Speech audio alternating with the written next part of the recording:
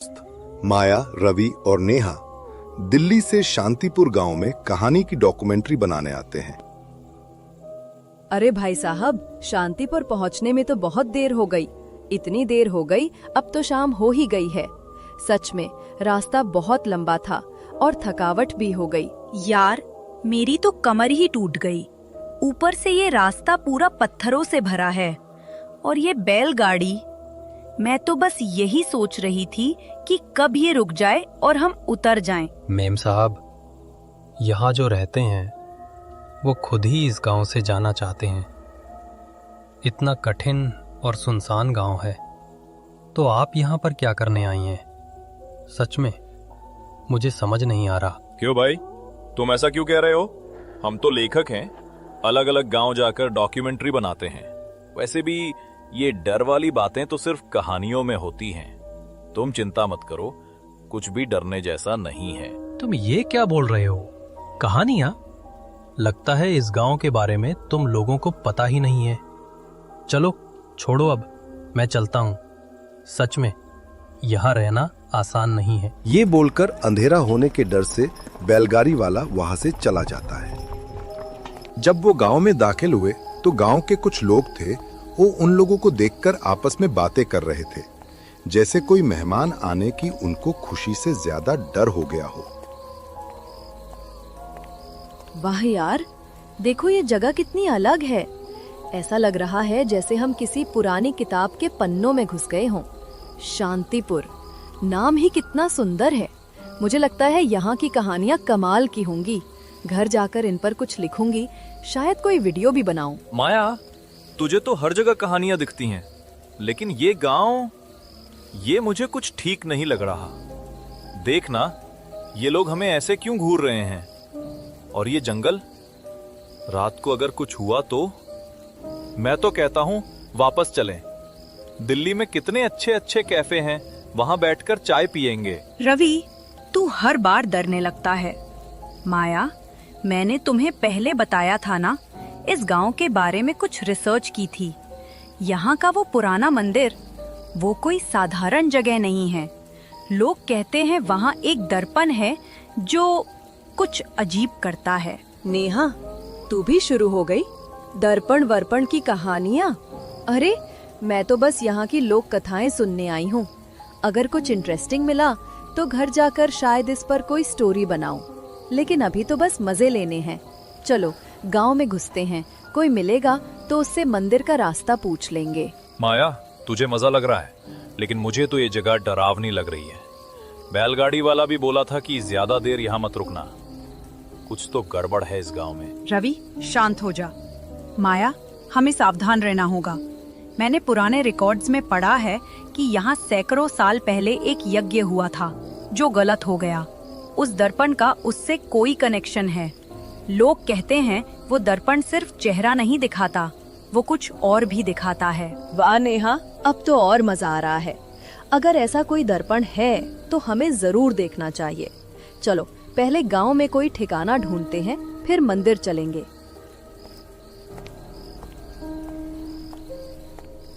वो तीनों मंदिर के बारे में किसी से पूछने के लिए आगे बढ़े। रवि थोड़ा डरा डरा सा लग रहा था, पर माया और नेहा के चेहरे पर जिज्ञासा थी। थोड़ा चलकर वो लोग आगे जाते हैं तो चौपाल पर दो बूढ़े उनको बैठे दिखते हैं। नमस्ते ताऊ जी, हम दिल्ली से आए हैं। इस गांव की कुछ कहानियां सुनने आए हैं। सुना है यहाँ एक पुराना मंदिर है जिसमें कोई खास चीज है। वो कहाँ है? हमें रास्ता बता दीजिए। बिटिया, तुम शहर वालों को क्या पता इस गांव की बातें? वो मंदिर, उसकी बात छोड़ दो। यहाँ रुकने की जगह ढूंढो और जितनी जल्दी हो सके अपनी कहानियाँ लेकर वापस चले जाओ। लेकिन ताऊ जी, हम तो बस थोड़ा घूमना चाहते हैं, कुछ कहानियाँ सुनना चाहते हैं। उस मंदिर में ऐसा क्या है जो आप लोग इतना डर रहे हैं? कोई पुरानी कहानी है क्या? कहानी? हाँ, कहानी तो है, पर वो सुनने की नहीं, भूलने की है। वो दर्पण, वो कोई साधारण शीशा नहीं है बिटिया। जो उसमें देखता है वो अपने साथ कुछ ले जाता है और कुछ छोड़ भी जाता है। माया, सुना ना, मैं तो बोला था ये जगह ठीक नहीं है। ये लोग कुछ छुपा रहे हैं। चल वापस चलते हैं। ताऊ जी, आप खुलकर बताइए ना, हम सिर्फ जानना चाहते हैं। अगर उस दर्पण की कोई कहानी है तो हमें सुनाइए। क्या हुआ था यहाँ? कोई पुरानी घटना? तुम लोग जिद्दी हो। ठीक है, सुनो। सैकड़ों साल पहले इस गांव में एक यज्ञ हुआ था। गांव वाले चाहते थे कि समय को अपने वश में करें। वो दर्पण उस यज्ञ का हिस्सा था, लेकिन कुछ गलत हो गया। वो दर्पण अब सिर्फ चेहरा नहीं दिखाता, वो तेरे अंदर का सच दिखाता है। और जो सच देख लेता है वो फिर वही नहीं रहता। ताऊ जी, ये तो कमाल की बात है। हमें वो मंदिर दिखाइए। मैं वादा करती हूँ हम कुछ बिगाड़ेंगे नहीं, बस देखना चाहते हैं। नादान हो तुम लोग। ठीक है, जाओ। मंदिर जंगल के उस पार है, लेकिन याद रखना उस दर्पण में ज्यादा देर मत देखना, वरना जो आएगा वो तुम्हारा नहीं होगा। इतना कहते ही वो तीनों मंदिर जाने वाले जंगल के रास्ते की ओर चल पड़ते हैं। जंगल का रास्ता बहुत ही डरावना था। चारों तरफ अंधेरा था, पर वो तीनों आगे बढ़ते जा रहे थे। माया, मुझे ये जगह बिल्कुल पसंद नहीं आ रही। देखना, ये पेड़, ये हवा, सब कुछ जैसे हमें देख रहा है। मैं तो कहता हूँ वापस चलें। अरे रवि, तू तो हर चीज से डरता है। ये बस जंगल है और हम बस एक पुराने मंदिर तक जा रहे हैं। कुछ नहीं होगा। मैं तो बस वो दर्पण देखना चाहती हूँ। अगर कुछ इंटरेस्टिंग मिला तो घर जाकर इस पर कुछ लिखूंगी। माया, तुझे सिर्फ अपनी कहानियों की पड़ी है। अगर हम यहाँ फंस गए या कोई भूत भूत निकल आया तो क्या करेगी? मैं तो बता रहा हूँ, ये जगह ठीक नहीं है। माया रवि शायद सही कह रहा है। हमें सावधान रहना होगा। अगर वो दर्पण सचमुच समय से जुड़ा है तो ये कोई मजाक नहीं है। मैंने किताबों में पढ़ा है कि कुछ प्राचीन वस्तुएं वो इंसान की आत्मा से खेल सकती हैं। कुछ देर चलने के बाद वो मंदिर तक पहुंच जाते हैं। यार, ये तो कमाल है। देखो कितना पुराना है ये दर्पण, लेकिन इसमें कुछ तो है, जैसे ये हमें बुला रहा हो। माया, तू पास मत जा। मुझे तो ये शीशा देखकर ही डर लग रहा है। तूने सुना नहीं ताऊ जी ने क्या कहा? इसमें मत देखना। माया, रवि सही कह रहा है। ये कोई साधारण दर्पण नहीं है। देख, इसकी नक्काशियाँ, ये वही प्रतीक हैं जो बाहर थे। और ये धूल, इतने सालों बाद भी ये दर्पण इतना साफ क्यों है? नेहा, तू ज्यादा सोच रही है। मैं बस इसे करीब से देखना चाहती हूँ। अगर ये इतना खास है तो घर जाकर इसकी कहानी लिखूंगी। सोच कितना मजा आएगा। माया, मैं तुझे बता रहा हूँ, ये ठीक नहीं है। मुझे लग रहा है कोई हमें देख रहा है। ये जगह, ये दर्पण, कुछ गलत है। माया उस दर्पण की तरफ मुड़कर देखती है।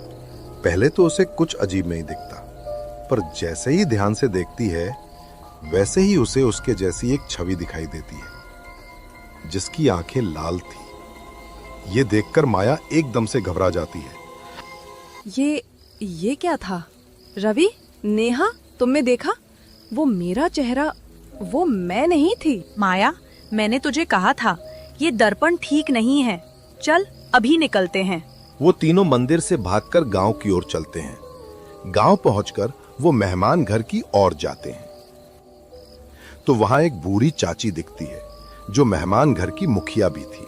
काकी, हमें आज रात के लिए रुकना है। क्या हम यहाँ रुक सकते हैं? गांव में काका ने बोला था कि मेहमान यहाँ रुकते हैं। हाँ हाँ बिल्कुल, ये मेहमान घर मेहमानों के लिए ही है। रात को बाहर रुकना सही नहीं है। इस गांव की दीवारें भी कुछ ना कुछ कहती हैं। रात को बिल्कुल बाहर मत निकलना। माया, मैं तुमसे कब से कह रहा था ये जगह ठीक नहीं है। हम सुबह होते ही दिल्ली के लिए रवाना हो जाएंगे। मुझे नहीं लिखनी कोई कहानी। जान है तो जहान है। हाँ माया रवि, बिल्कुल सही कह रहा है। वो मंदिर कुछ अजीब था।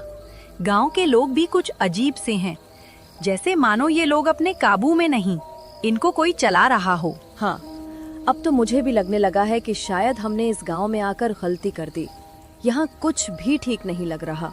और उस आईने में मेरी तरह दिखने वाली लाल आंखों वाली परछाई मैं तो भूल ही नहीं पा रही।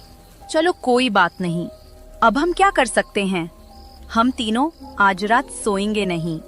मुझे तो वैसे भी डर लग रहा है। नींद का नामो निशान नहीं है। मैं तो सोच रही हूँ कब सुबह हो और हम यहाँ से जाए। हे भगवान, हमारी रक्षा करना। माया खिड़की के बाहर देखती है। उसे खिड़की के बाहर एक काली परछाई खड़ी हुई दिखाई देती है जो उनकी तरफ टकटकी लगाकर देख रही थी। अरे रवि, नेहा, तुम लोगों ने देखा? वो क्या था? वो परछाई ऐसा लग रहा है जैसे हमें ही देख रही हो। मुझे कुछ सही नहीं लग रहा। वो परछाई, वो आईना, ये मेरा वहम है या सच्चाई? मैं तो कहता हूँ यहाँ जान गंवाने से अच्छा है हम अभी यहाँ से भाग चलते हैं। वैसे भी सुबह तक रुकना पता नहीं सही रहेगा या नहीं।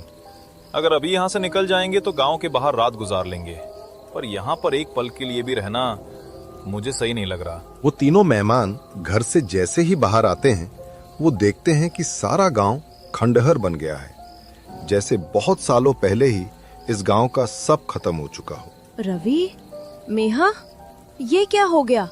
अभी तो हम गांव में घूम रहे थे, घर थे, चौपाल था, और अब सब टूटे फूटे खंडहर जैसे खड़े हैं, जैसे ये गांव बरसों पहले ही मिट गया हो। ये सब हमारी आंखों के सामने कैसे बदल गया? मैंने कहा था ना, वो परछाई साधारण नहीं थी। इस गांव की हवा, ये रास्ते, ये टूटी दीवारें, सब किसी अदृश्य शक्ति के बंधन में हैं। शायद हम उसी के माया जाल में फंस गए हैं। ये जगह अब सिर्फ खंडहर नहीं, एक श्राप है। हमें निकलना होगा।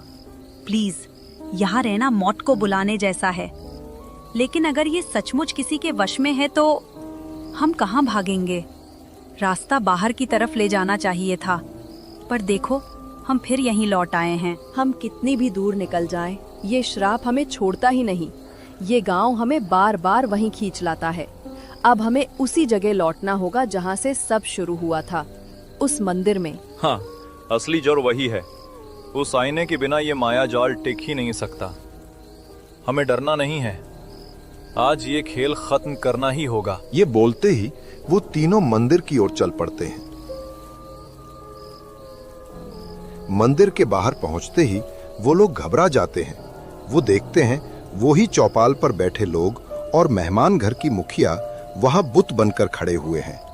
ये वही लोग थे, पर कैसे? वे तो जिंदा थे, हंस रहे थे, बात कर रहे थे। अब ये पत्थर बन गए हैं, जैसे किसी ने उनकी रूहें यहाँ जकड़ दी हों। हमें क्या हुआ है रवि? क्या हम भी यही होने वाले हैं? कोई चाल है, ये सिर्फ इत्तेफाक नहीं। अगर ये लोग यहाँ इस तरह जमे हुए हैं तो इसका मतलब है ये स्थान या वो आईना और भी गहरा जाल बुनता है। हमें अंदर जाकर सब कुछ खत्म करना होगा। अब पीछे हटना ठीक नहीं। मुझे लग रहा है जैसे उनकी आंखों में हमारी ही परछाई बैठी हो, पर मैं डरकर यहाँ खड़ी नहीं रह सकती। अगर यही लोग इस जगह के बंधक हैं तो हमें उनकी आवाज को रोशन करके आईना तोड़कर इन्हें आजाद करना होगा, भले ही इसके लिए हमें खुद को दांव पर लगाना पड़े। हाँ बिल्कुल, तुम लोग सही कह रहे हो। हमें डरना नहीं, हमें हिम्मत से काम लेना है। उस आईने को तोड़कर हमें इस माया जाल से बाहर निकलना है। वो वापस उस कमरे में जब आते हैं तो वो शीशा पहले की तरह ही शांत था, पर एकदम से उस शीशे में वो परछाई दिखी और बोलने लगी। आजा माया, तेरा स्थान मेरा इंतजार कर रहा है। आकर मेरी दुनिया में समा जा।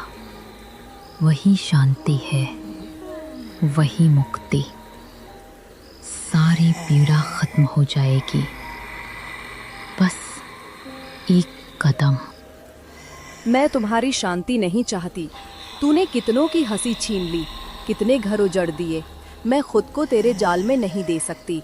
अब बस, किसी ने भी हमारी रूहें छीननी शुरू की तो मैं इन्हें दांव पर लगा दूंगा। मिलकर यही आईना तोड़ देते हैं। तू ही तो है माया, आकर मेरे साथ रह जा। तेरे जाने से ये सब और सुंदर बन जाएगा। रवि और माया शीशे को तोड़ने के लिए पत्थर मारना शुरू कर देते हैं। रवि, रुको, ये साधारण शीशा नहीं है। इसकी बनी रचना को सीधे हथौड़े से भी नहीं तोड़ा जा सकता, तो ये पत्थर इसका कुछ भी नहीं बिगाड़ पाएंगे। मुझे वो लाइन याद आ रही है जो मैंने उस पुरानी किताब में पढ़ी थी। एक मंत्र था जिससे उसका माया जाल खत्म किया जा सकता है। टूट जा शीशा, भस्म हो जा, छोड़ दे छाया, छोड़ दे बंधन। ज्वल उठ, अंधकार को जलाकर मिटा दे, मुक्त कर दे इस मंदिर की आत्माएं, अब इन्हें बंद ना। मंत्र पढ़ने के बाद वो शीशा जलने लगता है। शीशा जलते ही उस छाया का माया जाल खत्म हो जाता है और उन तीनों के ऊपर से माया का